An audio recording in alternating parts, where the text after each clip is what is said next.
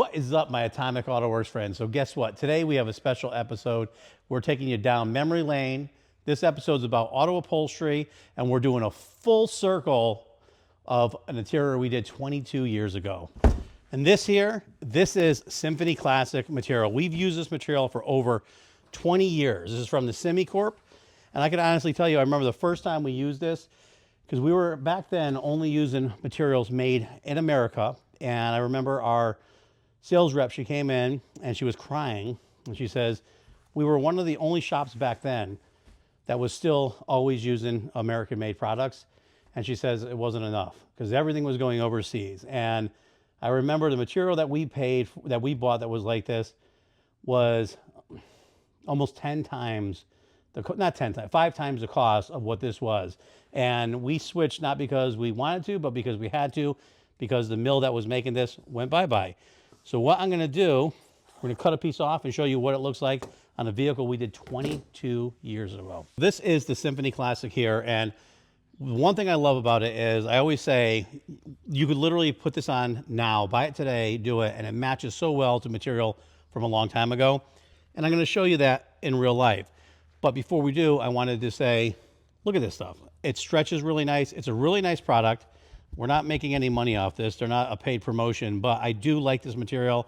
And I have to say that when you find a material that's consistent and stays that way for a long time, it helps us out as a business, because if we have to redo something or change something, we still have this material and we know we could do it. So without further ado, ready to see an interior we did 22 or 23 years ago. Dun, dun, dun, bada boom. So one of the reasons we originally chose this material is because of the stretch and the way it looks. We didn't know back then that it would be one of the most consistent materials that we've used to date. And we really liked it. I thought it looked great in these cars. And what was funny is back then we would do all the high-end cars were leather or exotic materials. And it was the transition of when we started to go to a lot of imitation leathers, and the fake leathers and stuff started to come in. And this one was a very inexpensive opportunity to get into the imitation leather side of it. So we ended up doing it. We've done a lot of cars and motorcycles over the years. So if you look here, now obviously I know this car was garaged for a lot of its life. It didn't see massive sun. It did see sun. It did get out. It did get used and abused. But for the most part, when you take care of them, that lasts. And if you look at it, I mean, this is a very nice, smooth material. I know it was conditioned a lot. That's why it has a little bit of a sheen to it. And if you look though, the grain to grain, obviously it does look a little different because it's flattened out a little bit. This is 22 and a half to 23 years old. But you can see it still has pretty much the same texture when it's stretched out.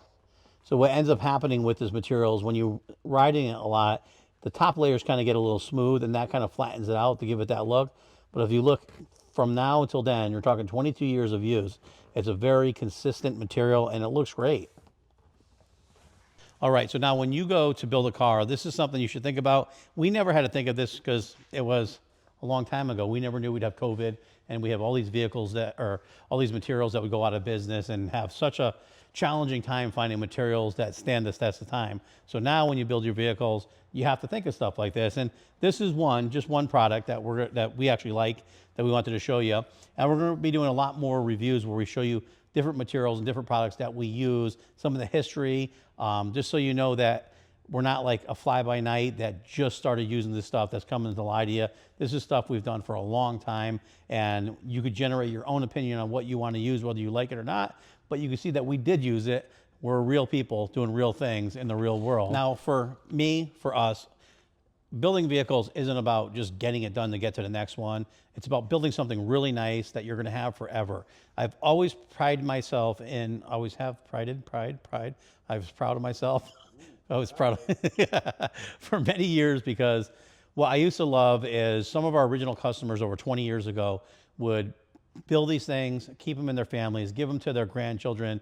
You know, just, it was more of a lifelong experience, not someone that's just looking to get something to be the flashiest and then move to the next step. So it was always very important for me to make sure that whatever we did, it stands the test of time. So 20, 30, 40 years down the road, you pull your car out and you have something really nice that you could be proud of, that looks good. And by using materials that you know work and last, it really helps, because there's nothing worse than spending a lot of money on a project, 20 years down the road, having to redo everything because you used a bad vinyl that cracks or used poor paint and materials on it. And again, actually another thing too is on this one, unrelated to upholstery, we actually painted this one, same thing over like 23 years ago.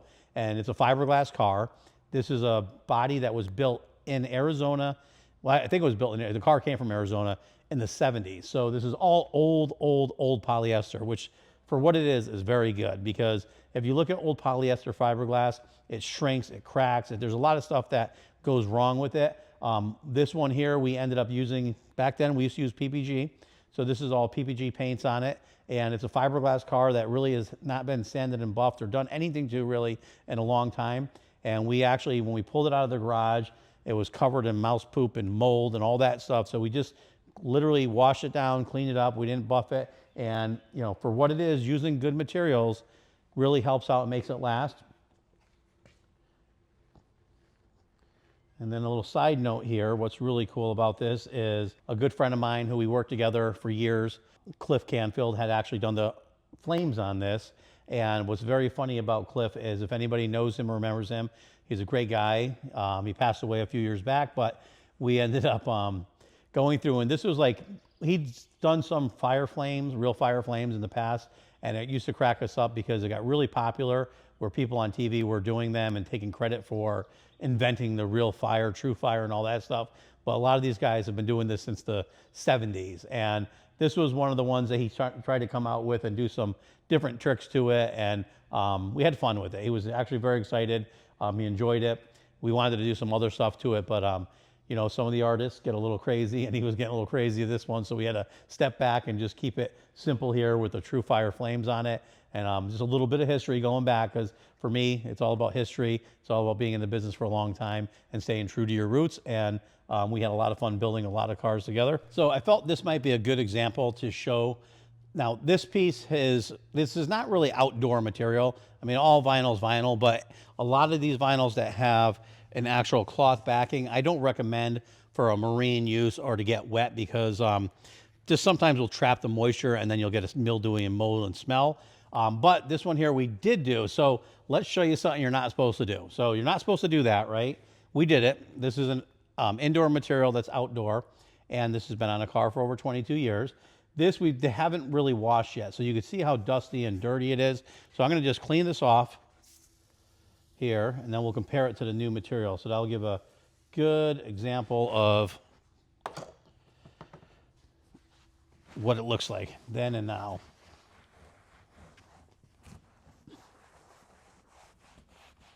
And don't spray the stuff eye level because you breathe it in. Very strong. Stuff cleans up so nice. So you can see the difference between clean and not clean. And then clean that. Go right to the pleat. If you were to sew that in a pleat. So as old as that is, you can see a little bit of a difference, but you're talking 22 years later. So if you did repair this, there's a good chance that you would not even know it. And that's over 22 years old. This one here, I actually should have scrubbed with a brush because there's some of the grits down inside there, and that would actually help this out as well. You can see that even though it was wet, it looked all right, but it's still a little gritty in there, needs to be really clean. This car was covered in mold and mildew, so we have to get all that off. So hopefully this shows you what this material is. If you'd like to purchase this material, you can shoot us an email. I would suggest checking out our website, atomicautoworks.com, because chances are if people don't start selling this stuff or working with us to sell it, we'll sell it, we'll put it up there, and then you can try it out based off of what you see here. Reality, real stuff, real time. So one thing, if you have questions, you could always email us. Don't call or don't come in. That sounds bad, but we don't have time for people calling or coming in to discuss things. But if you email us, we're glad to respond back to you and give you any information or any insights on what, materials, if you're interested in, or any of that stuff. Right now, if you watch some of our other videos, you've seen that we are actually trying to work with other companies that sell this stuff so we can refer you to them to purchase this stuff. It just hasn't really been that successful, and due to the overwhelming amount of people that email us daily on where to buy upholstery supplies, body supplies, and all that other stuff. If we don't find anybody in the near future, we will be offering it on one of our websites, and we'll kind of probably put a link in the description now so you can see where to go. And I'm hoping not, because if you know me, you know I'd rather be working on cars than worrying about going on and falling over a can, but then worrying about selling stuff online and dealing with all that stuff. So hopefully one of the companies that sells the stuff will reach out to us, because like I said, we'd like to refer you to them. And then remember to like, share, follow, subscribe, and ring the bell. Chariot of fire.